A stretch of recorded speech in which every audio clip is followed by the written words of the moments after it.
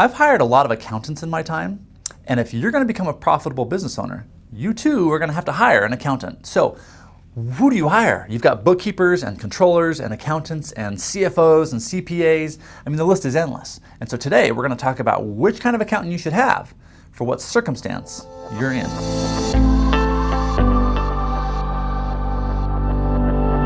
Hey everyone, Eddie Hood here. I am the CEO of Ignite Spot Outsourced Accounting, and today we are helping you with step number one of becoming profitable in your business. You're going to need an accountant. Now, you don't have to hire us. You can hire in-house.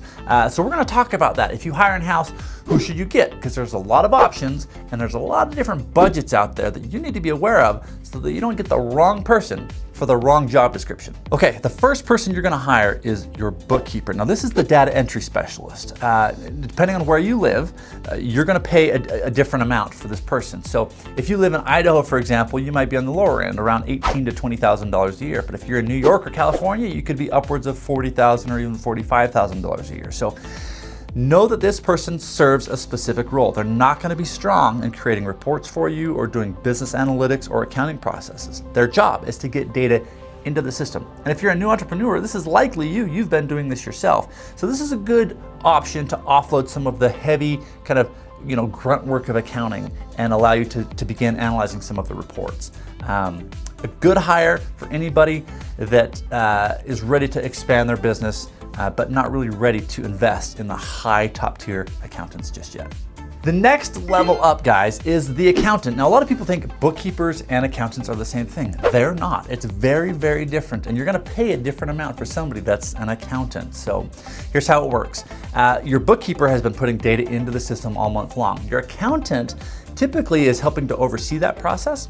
And then at the end of the month, they're doing some of the more heavy lifting tasks, which require reconciling your trial balance, making month-end journal entries, doing some of the accrual work that's gonna need to happen in your financials if they're gonna be right. And in some cases, they help create the financial statements, but not always.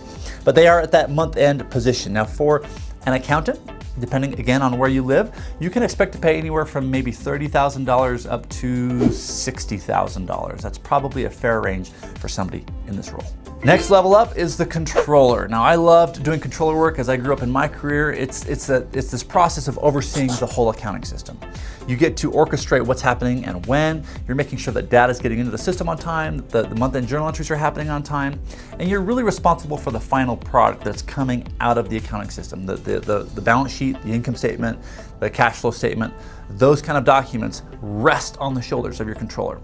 Now, this is a more expensive accountant, and it should be because this person needs to have a good amount of experience, should have completed several, absolutely at least a bachelor's degree in accounting, if not getting into their master's degree and having completed that.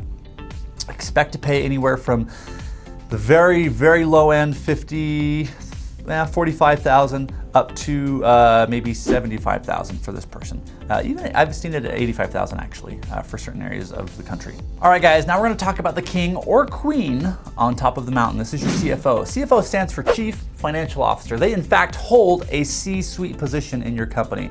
This person's expensive. You wanna be careful when you hire a CFO because not all CFOs are created equal. Everything up to this point has been really task related, focusing on just journal entries and debiting and crediting.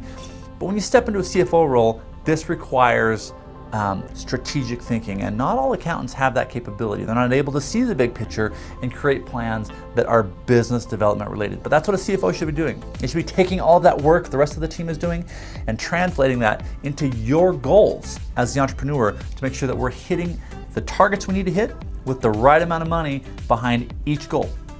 So a CFO, you can expect to pay anywhere from $75,000 to $250,000 is typically what I've seen nationwide for somebody of this caliber. All right, guys, last but not least is the CPA. The CPA stands for Certified Public Accountant. This is the person that almost all of you probably have in your life right now. If you've started your company, you know that you need a tax guy, right? That's the CPA.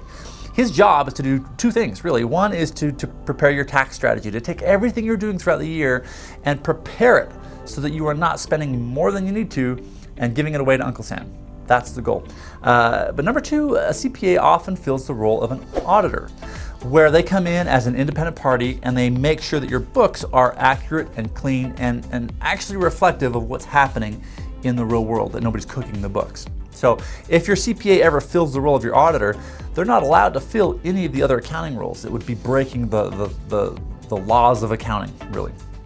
So be aware of that. Now, what I do see happening a lot of the time in businesses as I consult and engage with them is they're actually using their CPA for lower level functions. They're using their CPA, yes, to prepare their taxes, but also to do their bookkeeping and their accounting work and their controller work. And CPAs sometimes will take that work because, number one, it's really easy for them to do, but it's also they're making a ton of money per hour doing your data entry. And so it's a bad decision for you.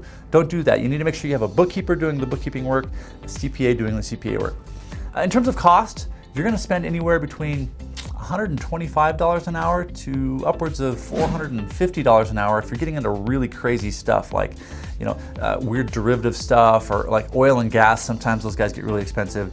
So just be aware the industry you're in and the complication of what you do is going to affect the rate that you're paying your CPA. But a good CPA is usually worth the investment because they save you an insane amount of money down the road. Last thought here, guys, not all CPAs are created equal. I have seen some really bad CPAs out there. So do your due diligence. Don't just take word that because they're a CPA that they're going to be great at what they do. Not all doctors are good at what they do. I just lost a light. If you're watching this show, our set just shut down because the batteries died. So now we're sitting in the dark. Deal with it, guys. This is part of recording a live show, right? I've got Ben's back here making faces at me like, the light's dead, the light's dead. We're just gonna keep rolling with this because we're on a roll. Okay, not all CPAs are created equal. Some of them are really bad, so be careful of that.